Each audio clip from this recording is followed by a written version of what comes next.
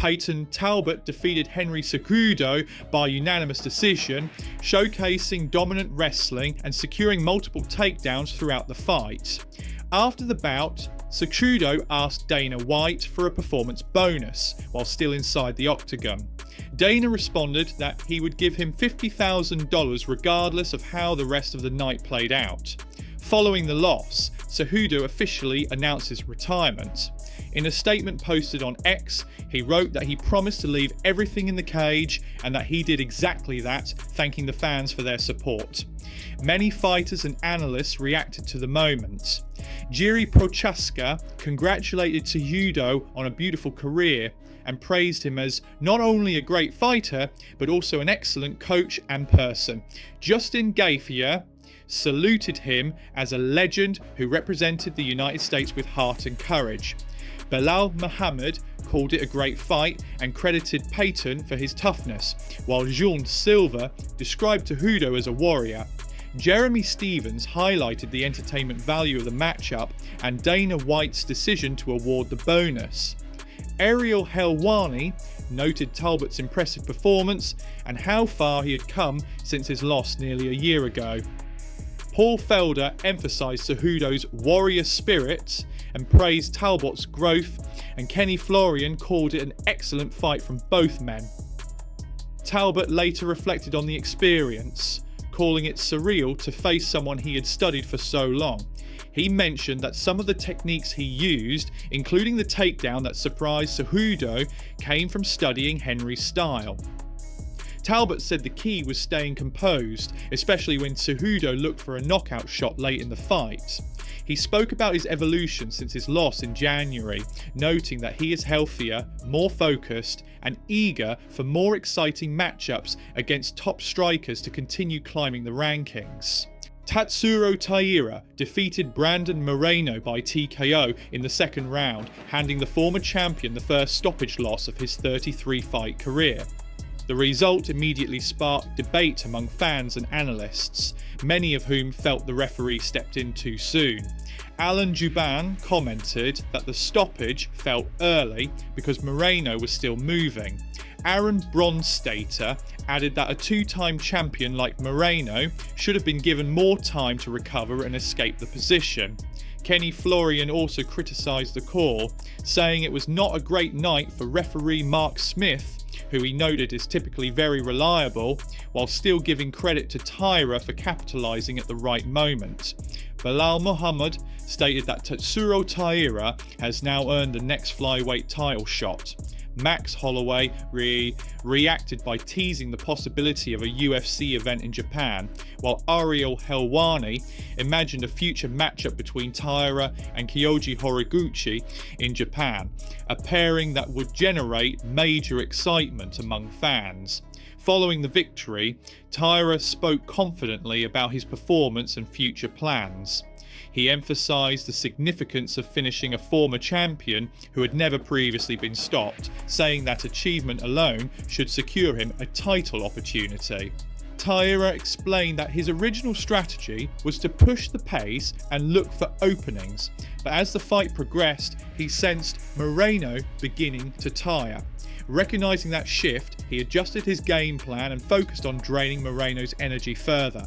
He expressed strong belief in the damage his strikes and kicks could inflict and was proud to have executed well enough to secure a decisive finish. Taira said he is ready for the next step toward the championship and made it clear that Alexandre Pantoja is the opponent he wants next. He stated that once he captures the title, he would like his first defence to be against Joshua Van, setting the stage for what he hopes will be an exciting next chapter in the flyweight division.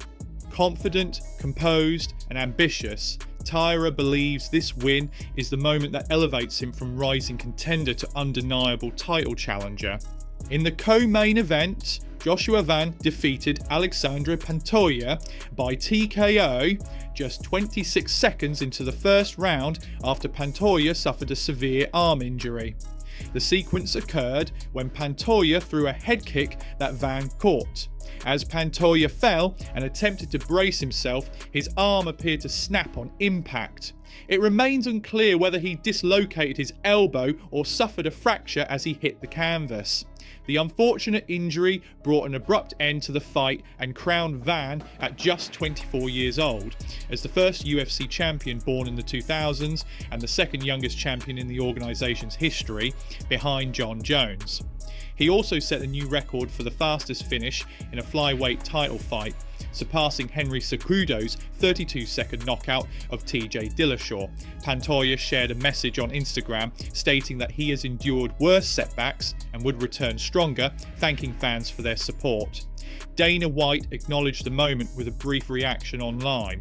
Ariel Helwani described the injury as sickening and advised fans not to re-watch the footage.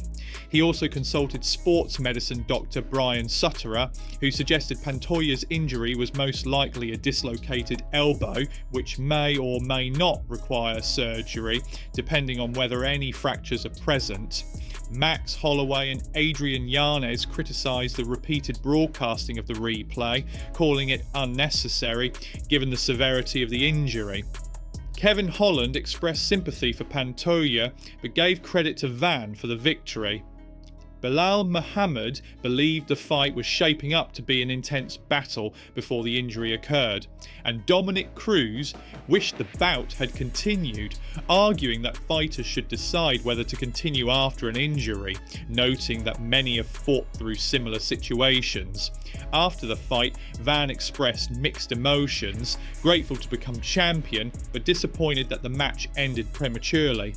He acknowledged Pantoja's aggression and championship caliber, emphasising that he came fully prepared for the challenge. Van described his fight week as surreal, saying he saw himself on posters everywhere and felt unusually relaxed and present throughout the week. He admitted to feeling some nerves in the locker room, but once his walkout music began, everything fell into place.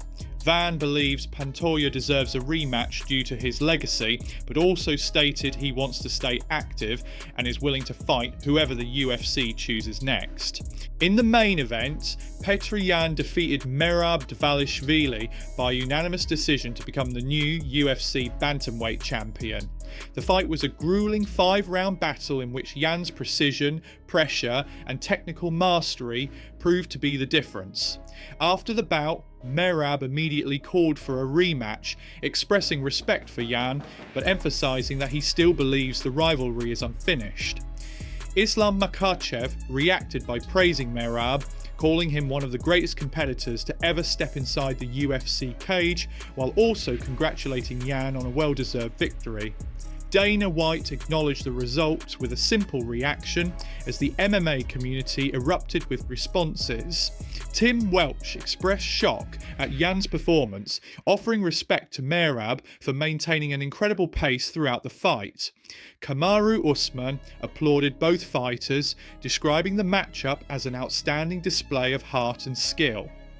Belal Muhammad highlighted Yan's elite technique, calling it nearly flawless, and joked that Sean O'Malley must be very happy with the result. The MMA guru described the fight as a dominant 5-round beatdown in which Yan walked down, took down, and punished Merab with relentless pressure, calling Yan the Terminator back on top of the division. Josh Emmett celebrated the victory and congratulated the new champion. Matt Brown expressed excitement at the possibility of a trilogy down the line.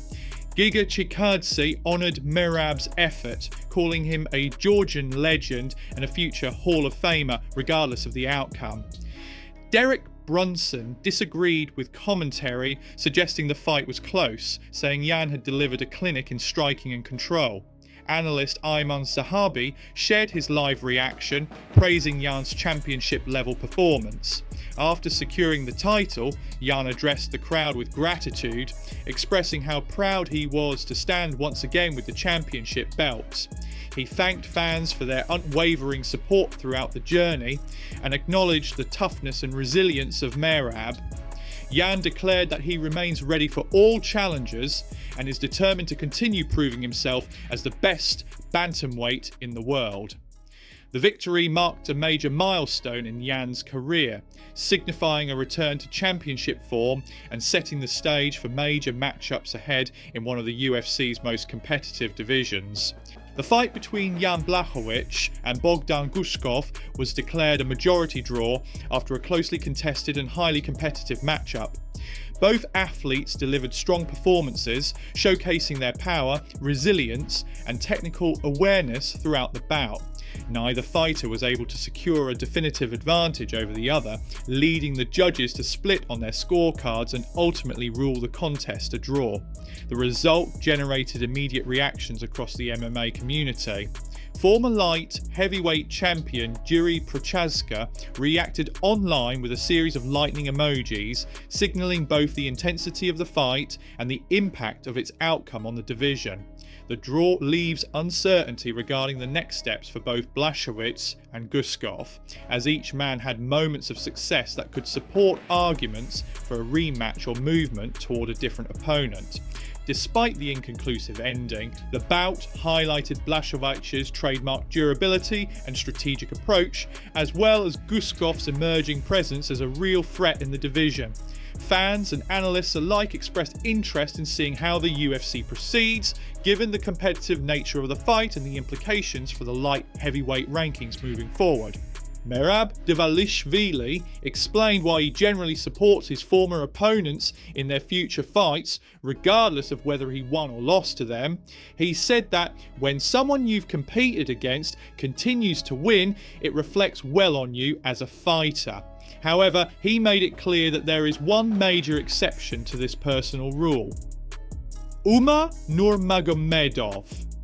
Merab admitted that Umar is the only opponent he refuses to cheer for. He recalled watching Umar fight and openly rooting for his opponent, saying that in the matchup against B, he was fully supporting the other side. When asked whether he still refuses to support Umar today, Merab firmly confirmed that nothing has changed. He explained the reason behind his stance. According to Merab, someone once gained access to Umar's social media and used his account to post disrespectful comments toward him.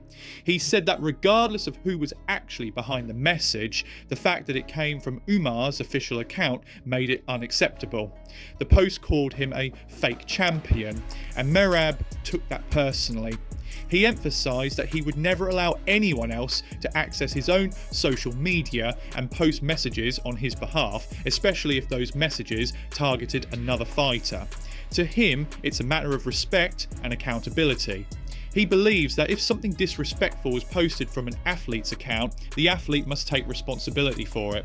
Because of this incident, Merab continues to refuse to support Umar in any of his fights, even though he typically wishes success for all his former opponents. He reiterated that respect is important in the sport, and once that line is crossed, it's difficult to overlook.